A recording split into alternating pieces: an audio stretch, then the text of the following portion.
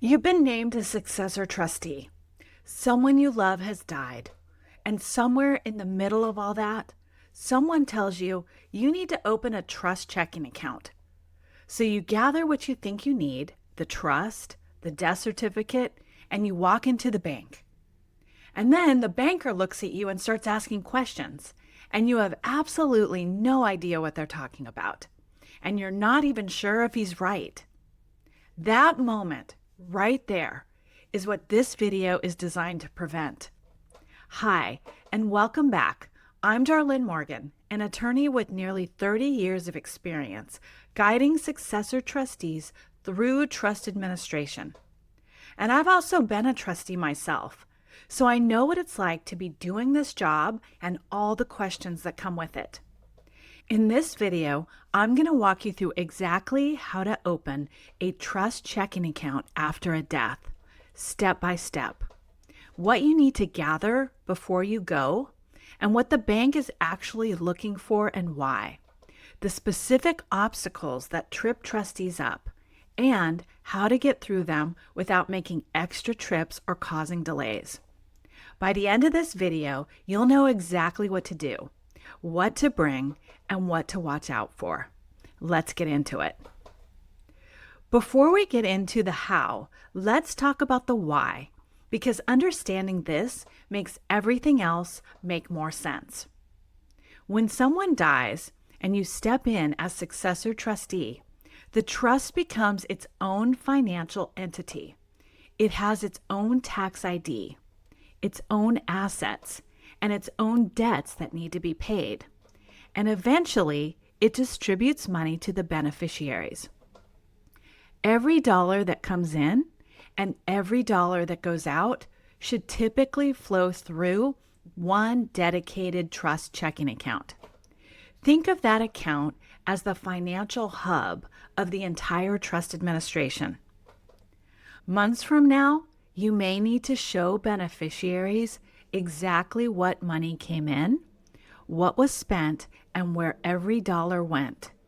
Having everything flow through one account makes that process much easier. It also protects you if there are questions about how you handled the trust. That's why opening this account isn't just another item on your checklist. It's one of the first and most important things that you'll do as trustee. So before a bank opens a trust account, they're really just trying to confirm three things. 1, does the trust legally exist? 2, is this person actually the current trustee? And 3, do they have the authority to act right now? That's it. Every document that they ask you for is answering one of those three questions. Once you see it that way, you'll start understanding exactly why each document matters. So let's go through what each document is actually doing. Document 1, the death certificate. Now this one's expected. The death certificate proves that the person who created the trust, the grantor, has passed away, which is what triggers your authority as successor trustee. You'll want to bring at least 2 certified copies, and sometimes the banks will keep one. Document 2 is the certificate of trust. This is the one that can surprise people. Many successor trustees have never heard of it before they walk into the bank, and it's the document that causes the most delay. A certificate of trust is a short legal document, usually just a few pages, that proves that the trust exists and it confirms who the current trustee is without requiring you to hand over the entire trust to the bank. Think of it as the trust legal ID card. It answers questions 1 and question 2 for the bank. Yes, the trust exists, and yes, this person is the trustee, without exposing the private details of what the trust actually says. You'll most likely want a trust administration attorney to prepare this for you, and it can typically be done fairly quickly. I've also seen some online do-it-yourself resources, and occasionally financial institutions have their own form for this, but I don't recommend that you show up at the bank without it, as you'll likely be turned away. Document 3 is the Trust EIN. This is an EIN, employer identification number, which is basically a social security number for the trust. After the grantor dies, the trust needs its own tax ID for banking and tax reporting purposes. You'll apply for this through the IRS, and you can do it online at irs.gov. And in most cases, you'll get the number the same day. Here's the thing that nobody warned you about. One of the most common delays isn't forgetting the EIN, it's getting it under the wrong name. Is it for the estate of John Smith when the bank needs it under the trust of John Smith? There's a big difference, and that mismatch will slow everything down. You may want to let your trust attorney handle getting the EIN for you as part of their service. But if you do this on your own, be very careful to use the exact name and double check everything before you submit. If you want to know more about how to get a tax ID for a trust, watch my video where I walk through that, and it's linked in the description. Document 4 is your government-issued photo ID. Now, this is very straightforward, but the tip here is to bring a second form of ID as well, because many banks will ask for it, and having it on hand means you'll save yourself a second trip to the bank. Now, depending on your specific situation, there may be a few more things that the bank needs. So here's what to check before you go. First, the full trust agreement. Now, the certificate of trust should handle most situations, but some banks or branch employees will ask to see the actual trust document. So bring it just in case. Second, prior trustee documentation. If someone else was named trustee in the trust document before you and they stepped down or became unwilling or unable to do the job, like maybe a sibling or even a parent, then you'll need documentation of their resignation, removal, or death. The bank needs to see a clean chain of authority. Without it, they won't be able to confirm that you're actually the current trustee. And if a co-trustee is named, you may also need to bring them to the bank with you if the trust requires joint action. So pull out the trust document and double check.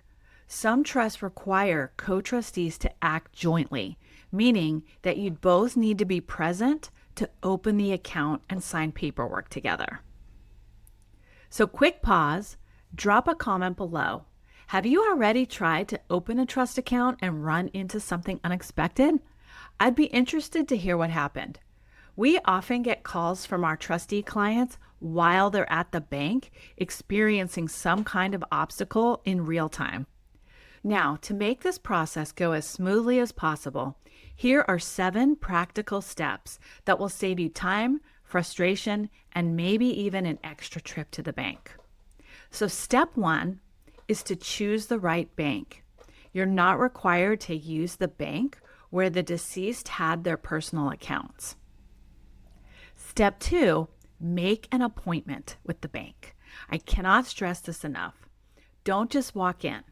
At most banks, trust accounts can only be opened by a specific type of banker. Not every employee at the branch can do this. Step 3 is to find out exactly what that branch requires. Banks have slightly different requirements, and tell them you want to open a trust checking account for a revocable trust following the death of the grantor. That's the language that the bank needs to hear so that they route you correctly. Step 4 is to bring everything, including your patients. The reality is that bank employees vary a lot in how familiar they are with this process. Some are experienced, but most are not. Some don't fully understand the difference between a trust and an estate, or between a revocable and an irrevocable trust. So bring everything just in case. Step 5 is to title the account correctly. The exact format may vary slightly by bank, but the key is that the account should be titled in the name of the trust with you as trustee, not in your personal name. Step 6 is to ask about FDIC coverage if large assets are coming in. So if the trust will receive large deposits, like proceeds from selling the family home, ask the bank about FDIC insurance limits so you understand your coverage limits. And step 7, don't close the account too early. Keep the account open until every bill is paid, taxes are filed, and the trust has been fully administered. Only then should you close it. Now, opening the trust checking account is just one of dozens of tasks that you'll face as successor trustee. And here's the challenge. Most trustees simply don't know what comes next or what the big picture is supposed to look like. So that's why I created the Trust Administration Checklist. It's what I use to help trustees understand what needs to happen after a death. So if you'd like a clear roadmap of what comes next after opening the trust account, click the link in the description and download the Trust Administration Checklist. It will help you stay organized and move through the administration process with more confidence. And in the next video, we'll cover something many people don't realize. You don't have to accept the role of successor trustee. We'll discuss when and how you can decline the appointment or resign if serving isn't the right fit for you.